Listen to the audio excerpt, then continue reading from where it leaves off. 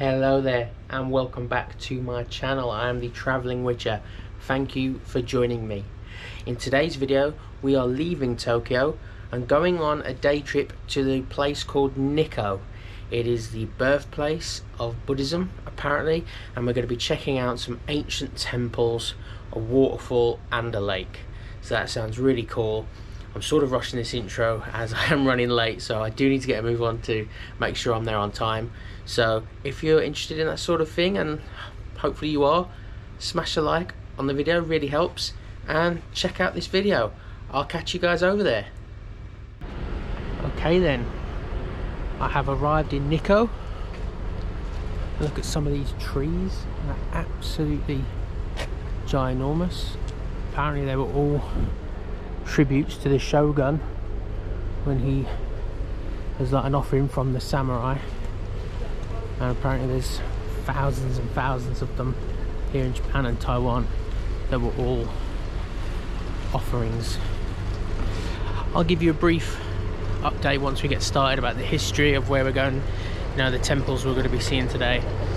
There's the main one, there's the older one, a few small ones, differences in the religions and all that.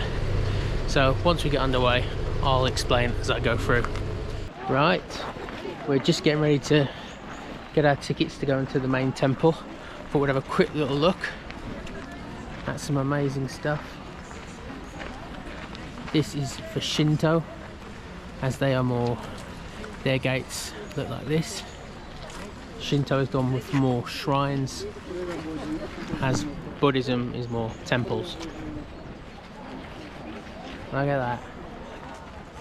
Very, very old. Very old. Look, all the trees. I mean, it's just, you know, we're in upper mountain, massive forest. A lot of schools up here. Apparently it's really big. Obviously this sort of history is very important, as I'll explain to you why in a little bit longer in the video, the importance of this temple and Nikko in the history of Japan, how it sort of became all Japan, if you will. In fact, I'll give you, while we're waiting for the tickets, I might as well give you a little quick update. There's multiple temples, but the main temple we're here to see today was built for a shogun.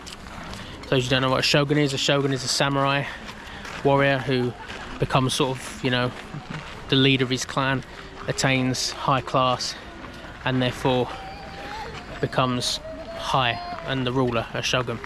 And this particular shogun united all of Japan in terms of, you know, there was different clans all spread out, and through battle and war he then seized control from the emperor and then became the leader of Japan and the shogun, and upon his death wanted to build a shrine here in Nikko, as it's a very religious place due to going back into the 9th century.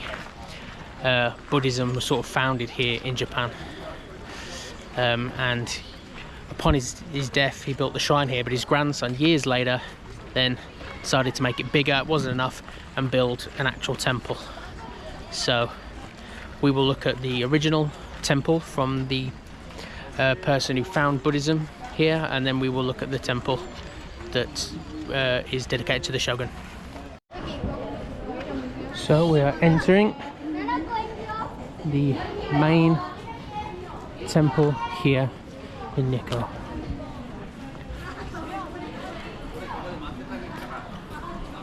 Wow, stunning. Absolutely. It's actually pretty quiet today.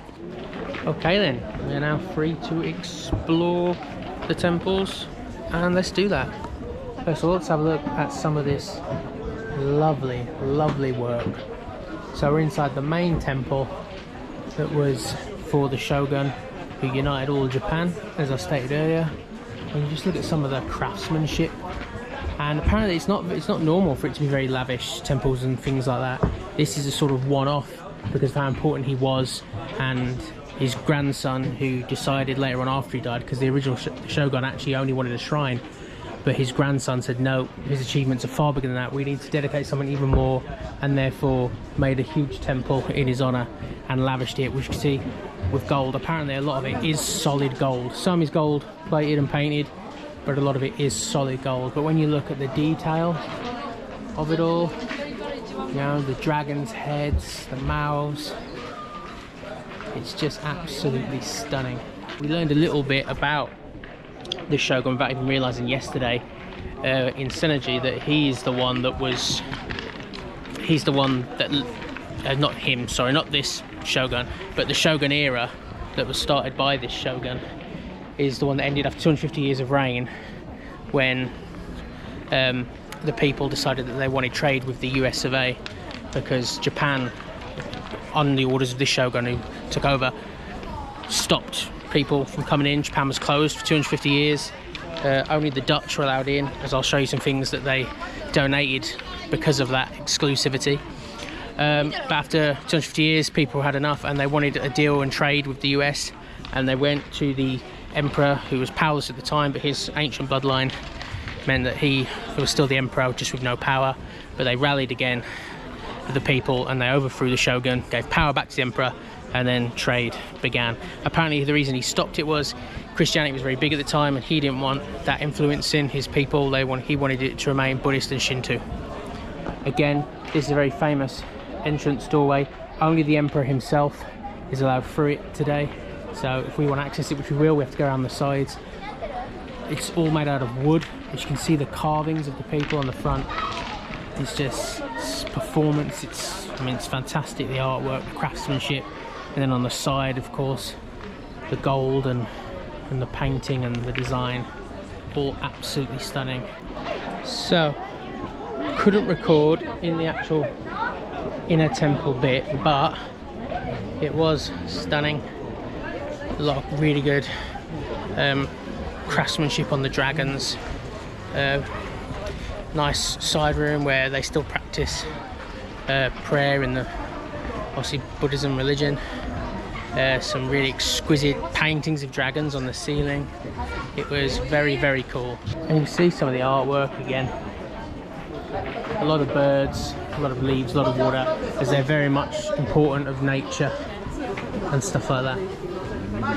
It's very important. We're now going up to where he was buried, the Shogun. Again, just everywhere you look, just the detail of craftsmanship is stunning.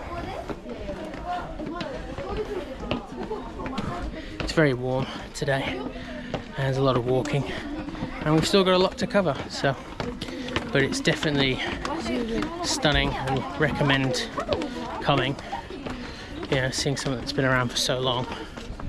And if you're into Japanese culture and history like I am, then it's something you definitely don't want to miss. Walk through the forest, see some of the trees, these large ones that we said earlier that was obviously donated from the samurai to the Shogun.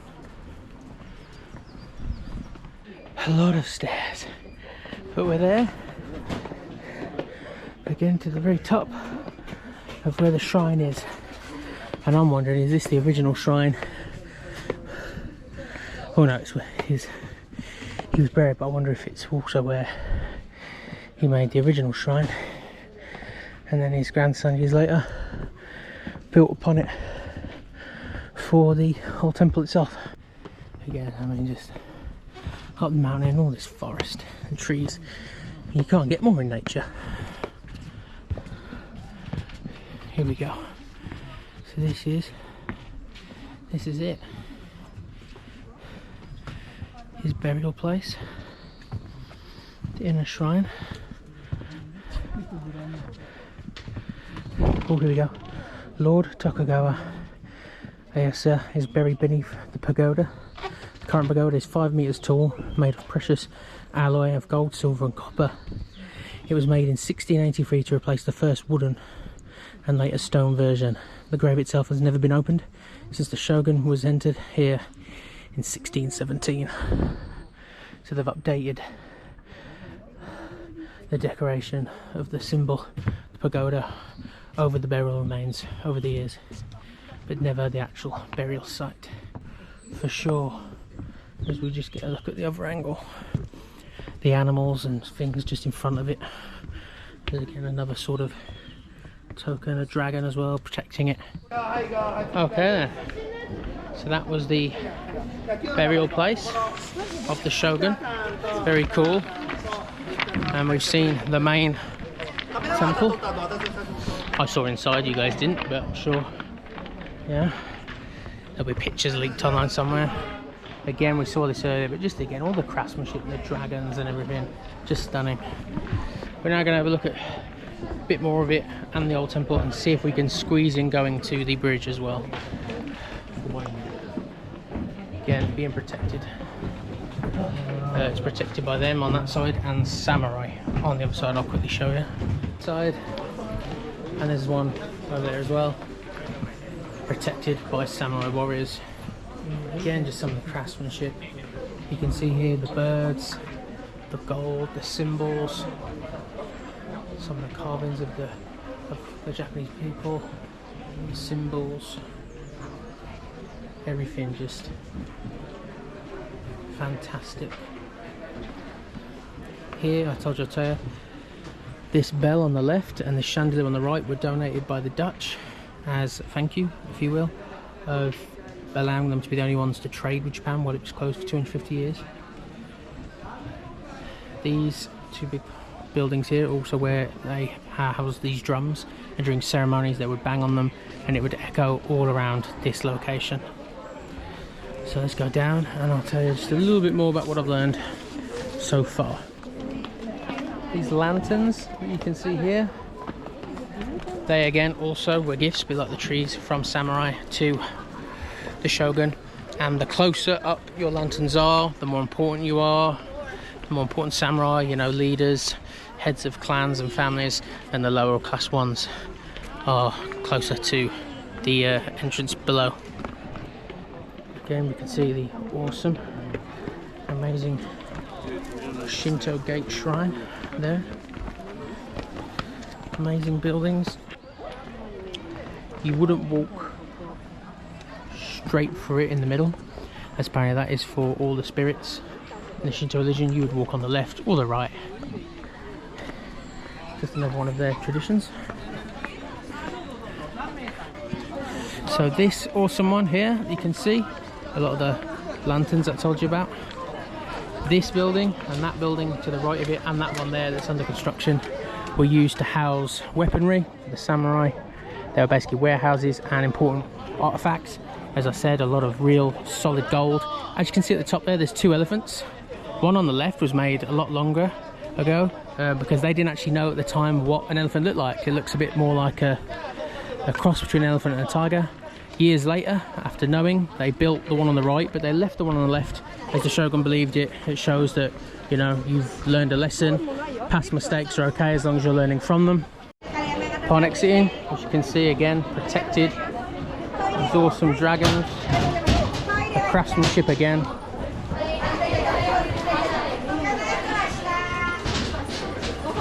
A bit like yesterday with Senseji, we have the gods that are protecting the temple on each side. One has one mouth open, one has one closed to symbolise the sounds they make. I'm sure everyone knows what that represents. We have the famous pagoda, which was again donated to the shogun. The original was destroyed unfortunately in an earthquake long ago. It was rebuilt sometime later, and each tier represents the level of the elements: earth, wind, water and fire, and at the top, the final one, the cosmos. Very cool. Again, another gate shrine for the Shinto religion. Now we're making our way to the original temple. So during the 9th century, a man, Buddhism obviously coming from India, went on a quest to find a sacred mountain, this mountain, as he believed it would be the gateway and spiritual way for Buddhism. And the bridge we're going to see later the story goes that two snakes swimming in the lake met in the middle and kissed and turned to stone, creating the bridge that he crossed over to get to here. And here he then built the first temple. That's why it's a highly religious place, a very famous place, hence where the shogun, all the way up to, if it was the 17th or 18th century, all those years later, decided that he wanted to build a shrine here as a temple, as a sort of, because he wanted to be a part of it, of how famous this place is and how it meant a lot to the people of Japan. So let's go have a look. Very cool, obviously much more modest. We've got some English. This shrine was built in 1639 when the main shrine buildings are being restored. The deities are moved here temporarily, although in most cases such a temporary shrine building would be dismantled after the repairs to the main shrine building were complete. Repairs at the Tochigi were so frequent that the temporary shrine is permanent. Okay. So I have no idea if this is the... It doesn't sound like it's the original one. It sounds like this is the temporary shrine.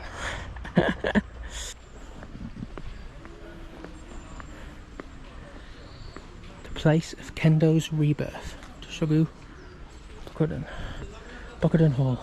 Bokuden Hall was built in 1915 to commemorate the 300th anniversary of the construction of Nikko Tochigi Shrine. Bokuden Hall was designed by man of Shrine. Okay, so this isn't the first one. We're doing so well. Okay then, a quick Google search. We've got there. This is first temple, the Rinpoche temple. If I pronounced that wrong, just you know, cut me some slack. I'm tired. This is the first temple that was founded in the 8th to 9th century. That was the founding place of Buddhism in Japan. I also think it's this place on the right, so have a quick look as well. This is where like the housing tickets for a special prayer room that you can go into and pray. Have a quick look before we move on to the bridge and the lake.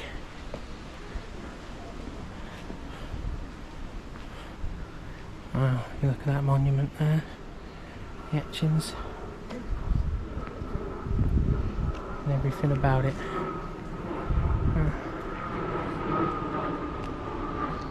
World Heritage Site. You have to buy another ticket I think to get in, and we just haven't got the time, but we've seen what it looks like, the gongs and everything on the outside. The original temple. Okay. I think we're going in the direction of the lake and the bridge. I guess I'll find out when I get there. We are running out of time, and I am worried about that route back up that hill and making it on time. So, a little nerve-wracking. We're going for a nice walk through the forest. So before we get there, let's just like summarise that we've seen the original temple, Buddhist Temple, which is pretty cool. We saw the Shogun's Temple and burial place and shrine. So we've seen a lot of cool stuff. I just can't get over the detail and the craftsmanship and the carvings of everything. You know, I love all the dragons and the mythical creatures and the animals and their sense with nature. Okay, we have made it to the bridge, as we will see now. With the waterfall, just stunning.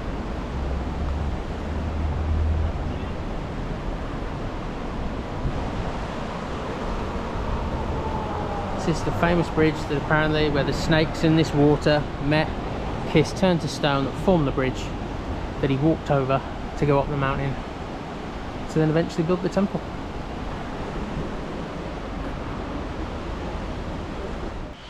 So we have arrived at the waterfall place. It's gonna show you in a second, and then afterwards we've got a bit of time. We might have a mosey around this small little area. There's not much, like a couple of shops, a little bit of food, drink, that sort of thing. So not going to be here long. Quick start, and then we're off to our final stop. So yeah, but the main part, obviously Nikko done. So yeah, let's go over and then I'll show you the waterfall. So we have arrived at the waterfall place. It's gonna show you in a second, and then afterwards we've got a bit of time. We might have a mosey around this small little area. There's not much, like a couple of shops, a little bit of food, drink, that sort of thing. So not going to be here long. Quick start, and then we're off to our final stop. So yeah, but the main part, obviously Nikko done. So yeah, let's go over and then I'll show you the waterfall. Stunning.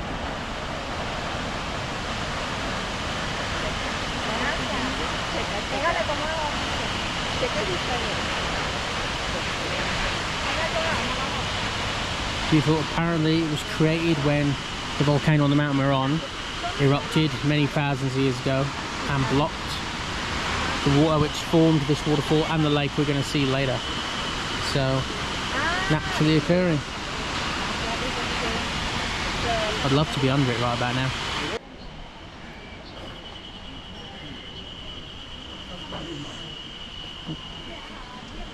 Got some cool shirts. Dragon. That's really cool, the dragon.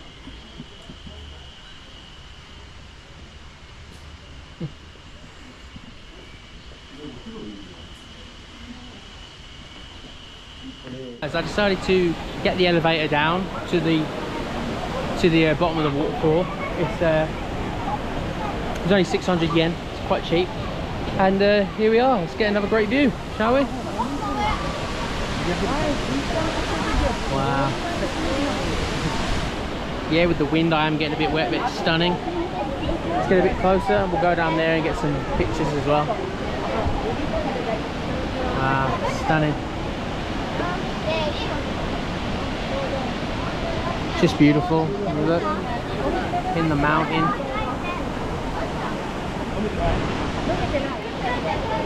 Just phenomenal. It's the lowest we can go. Oh, it's a good view. You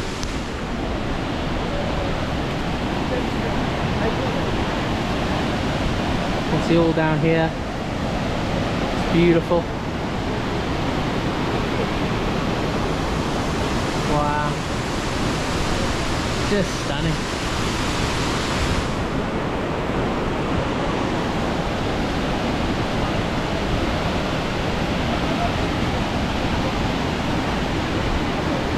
Just stunning.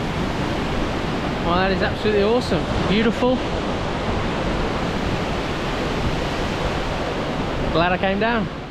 Okay guys, we're at the final part. The lake. Let's have a look at it. Absolutely stunningly beautiful with the mountains in the background. Very peaceful and beautiful. Apparently we can go down on the left and get a little closer, and I will in a minute. Just wanted to show you how stunning it is.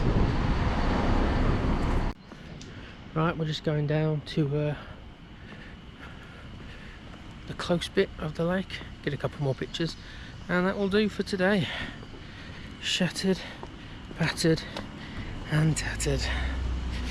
Oh, let's go and get a look-see. Look at that.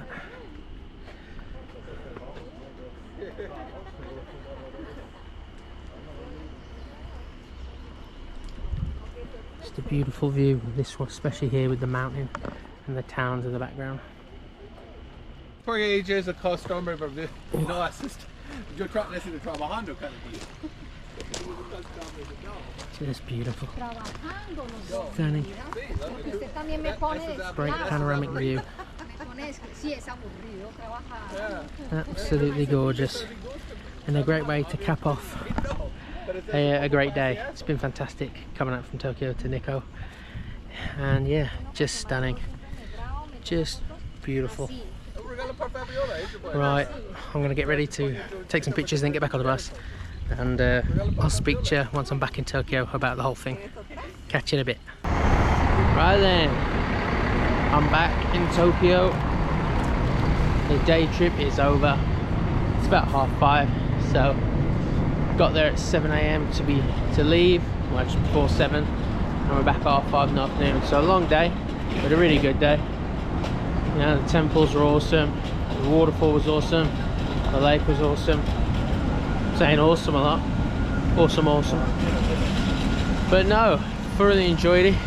A great experience, learning experience, history, and yeah, just really overall enjoyed it. I'd say it was a solid day trip. If you're ever in Tokyo, I'd highly recommend doing it. It's worth to get out of the city and see some of, you know, the other things that the country has to offer. So yeah, I'll give it an 8 out of 10. Super good rating, worth the money. I can't remember exactly how much I paid. I think it was along the lines of about 70 English pounds for the trip, which I think is pretty fair all in all. So yeah guys, I hope you liked the video. If you did, please smash the thumbs up, helps new channels out like me. Comment down below what you liked and subscribe. I will catch you as always in the next video. Adios.